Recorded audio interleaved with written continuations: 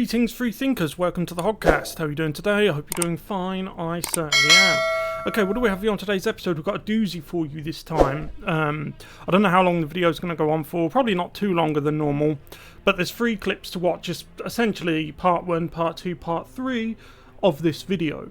This is the released bodycam footage of the NBC urinalist who got caught chasing the bus, holding the jury members in the Kyle case. We'll call it the Kyle case, because I'm not sure if you're allowed to verbalise his name anymore on social media. Even though, sorry, I wasn't talking into the microphone then.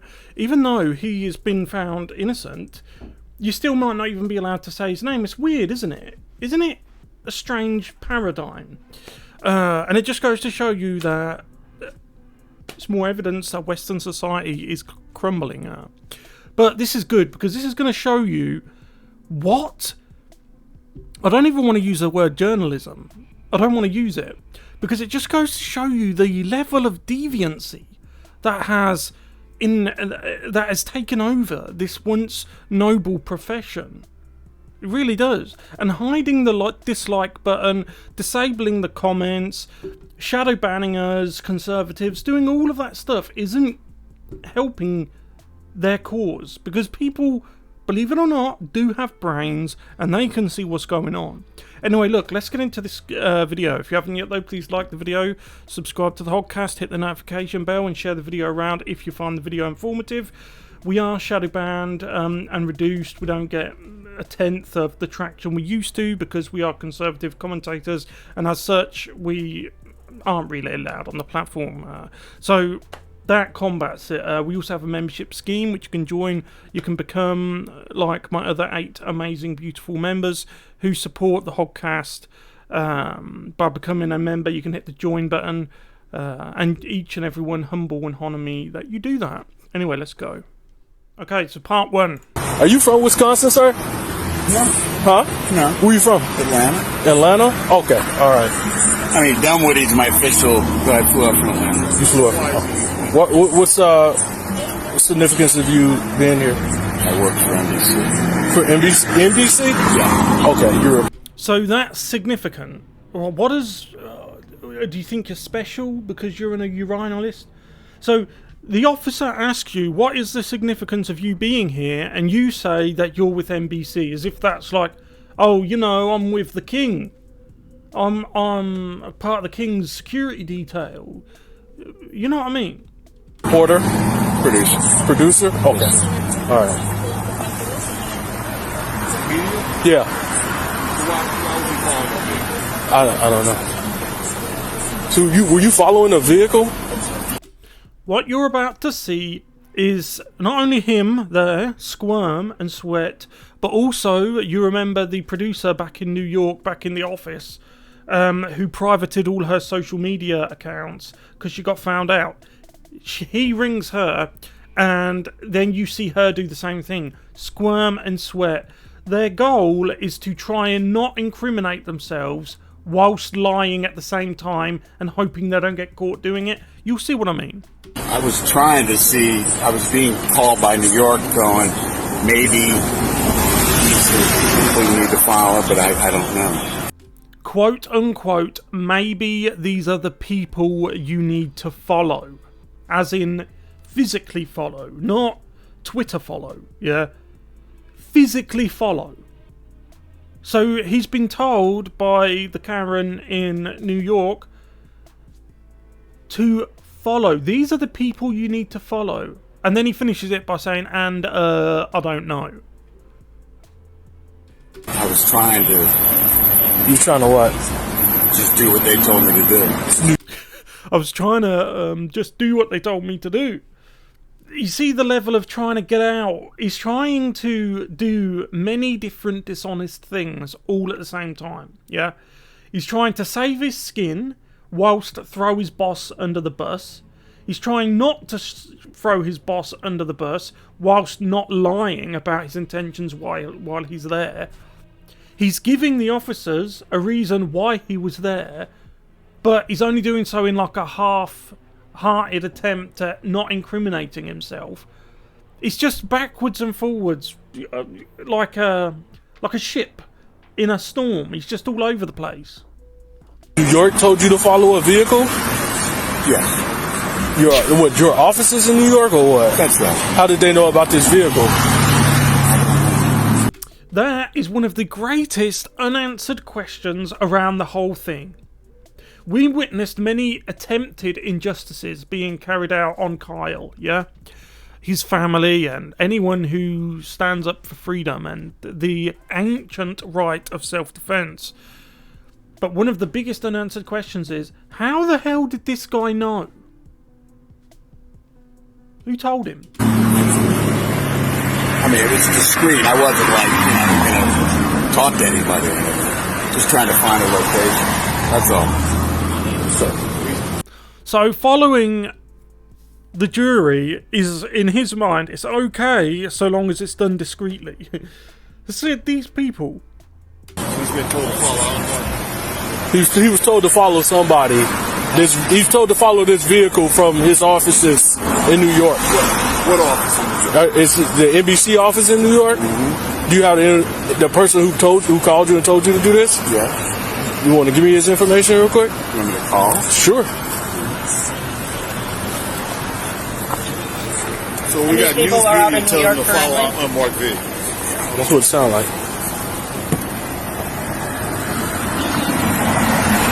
Hey, law enforcement wants to talk to you. I bet that filled her with dread. Did you hear it? Okay, ooh. It's the belief that you're above the law that's so galling with journalists. I mean, just look at Cuomo and the other guy at CNN. This is what the mainstream media is.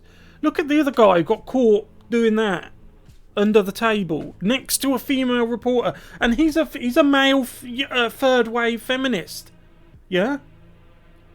And he was caught doing that right next to, oh no, it wasn't next to. It was me thinking it was literally on set, live on CNN, when it was actually a Zoom call. I don't know why I thought that. See, that just goes to show you how bad CNN and MSNBC and NBC and all the rest of them are, that I thought that.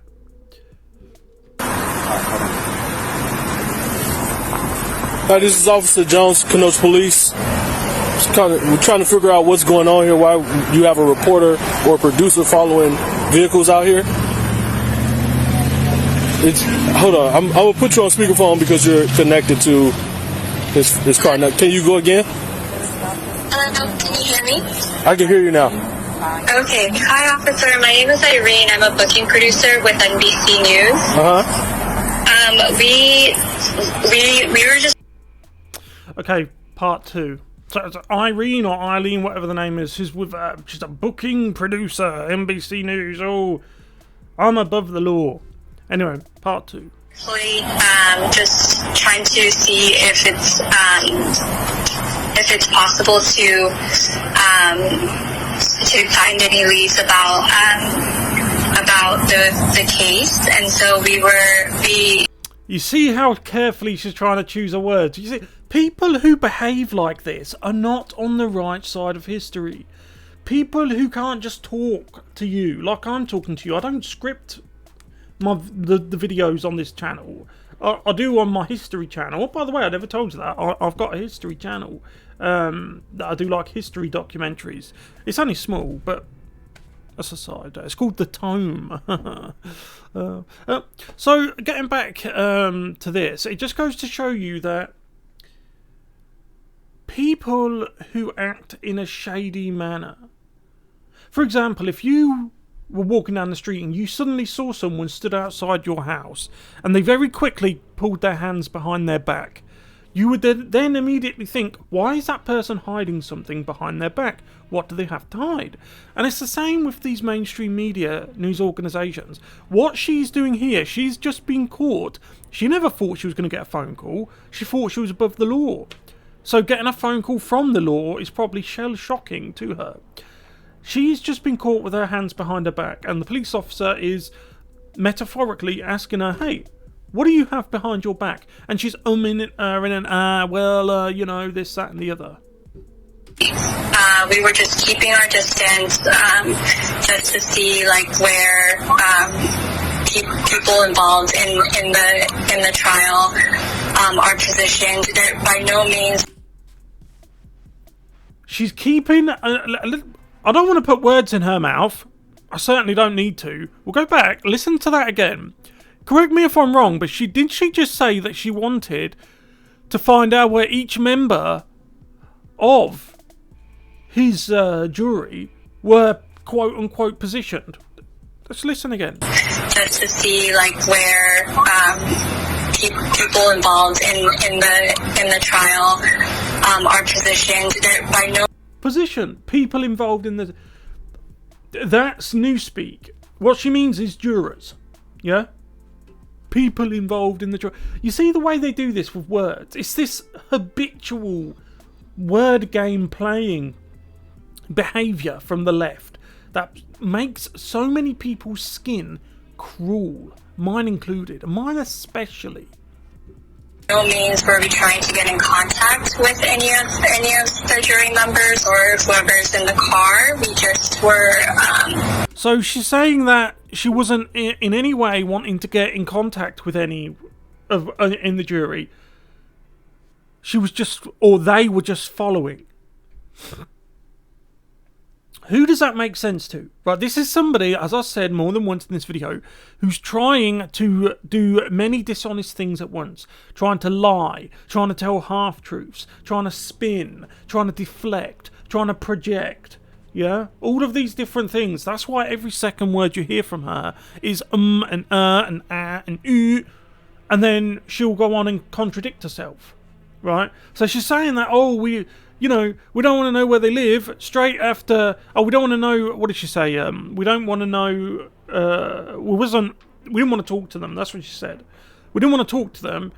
But then earlier, she said she wanted to know where the positions are. Well, why would a mainstream media news organisation just happen to be out in the night following the bus if you didn't want to talk to them?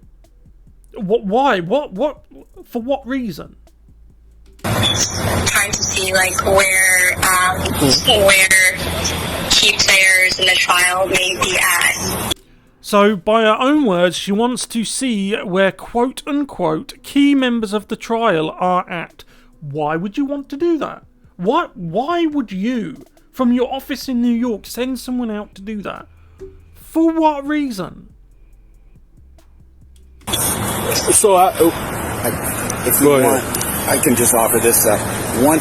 Why aren't these people in jail? You see, this is the reason why these people keep doing this stuff. It's not, don't get me wrong, watching this video is glorious. Of course it is. Yes, they got stopped and look at them squirming. But unless they are held accountable in a court of law for their actions, it will just keep going. Because it's their belief that they have rights over everyone else that allows them to just do this without stopping for a second and thinking about the consequences. The verdict comes, like these are the letters that the clerk is going to be giving to them. So this is... Hold on a second. Just trying to... We have hard ID on the individual. Apparently he's a producer with NBC. Currently on the phone with his offices in New York, who advised him to follow a vehicle in reference to the case.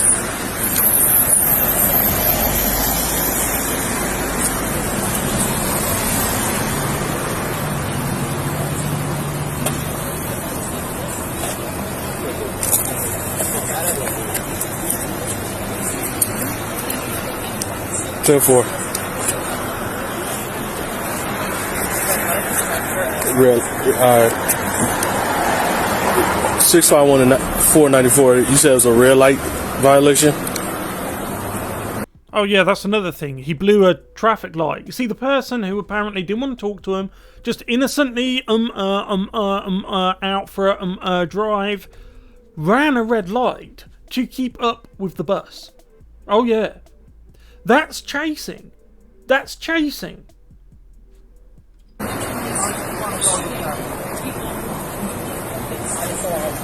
10-4.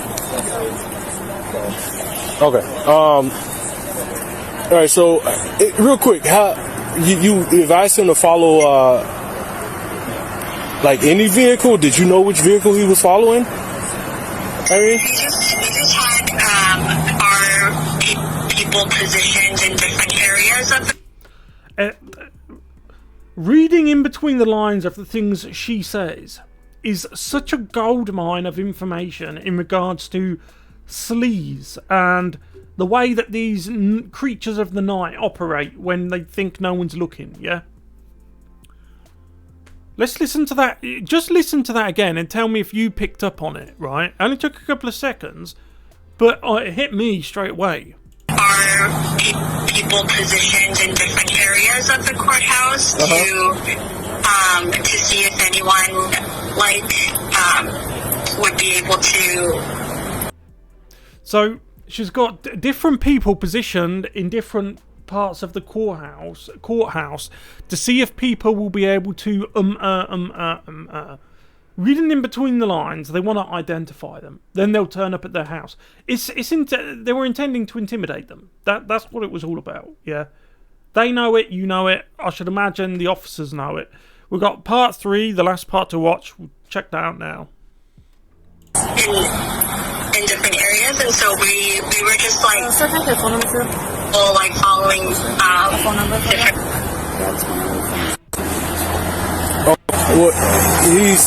we're going to ask you guys to not do that. All right, that's a concern here. This is huge. We can't afford it. Of course, it's a big concern and it's huge. So just asking them not to do it's just not enough. It's just not enough because these mainstream media organisations, they've been doing this too much. You should have found something to slam this guy, even if it's just a 30-day jail sentence for the running the light. They need to know.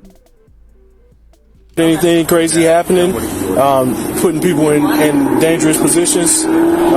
This individual violated some traffic laws here doing this. So we're going to ask you guys to refrain from doing that. Got it. Understood. Thank you so much. We're very sorry. We're very sorry. You're very sorry you got caught. That's the only thing you're sorry about. It's why you privated all your social media stuff. I'm very sorry. Go ahead, 494.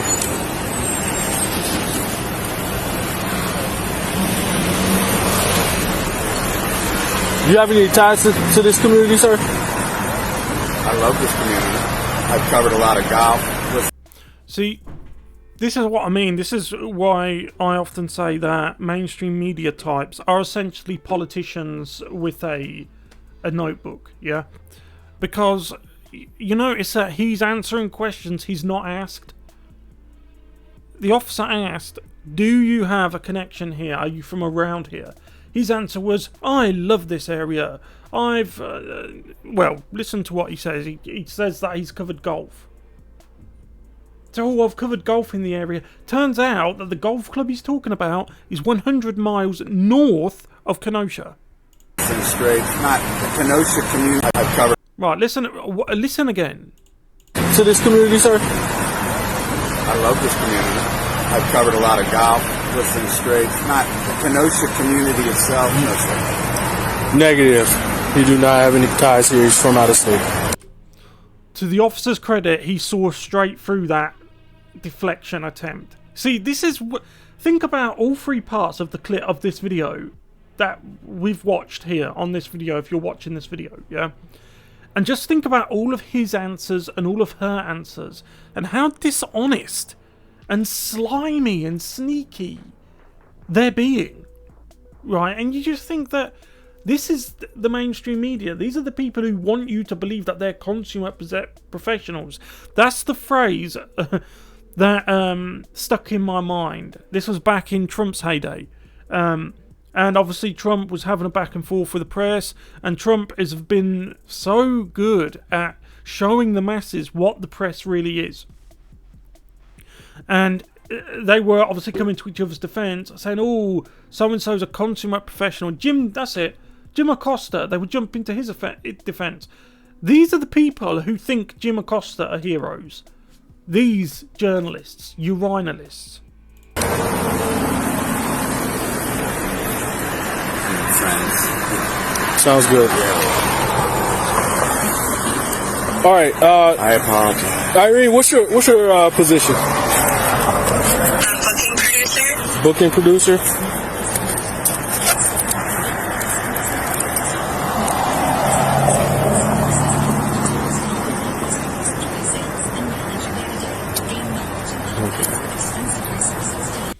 And it's the end of the clip. It's just him writing and it's finished. So he gets to skate after doing something that catastrophically serious that could have derailed the whole event. You know what? That's probably what they were trying to do. They would know full well that the case was not going well for the prosecution. It was televised, of course. So they must have been trying to do something, in my opinion. This is how sleazy they are. To get a mistrial in the hopes that a new trial would take place somewhere else with a quote-unquote better judge. That's the world they want. A quote-unquote better jury. Yeah? A quote-unquote worse defence team. That's what they want. Let that sink in. Do you want to be told what is and what is not reality on the evening news by people like that? You don't, do you? I don't, you don't, I don't think anyone does. Anyway, I'll leave it there. Let me know what you guys think about this in the comment section below. Thank you very much for watching. I will see you in the next one. Goodbye.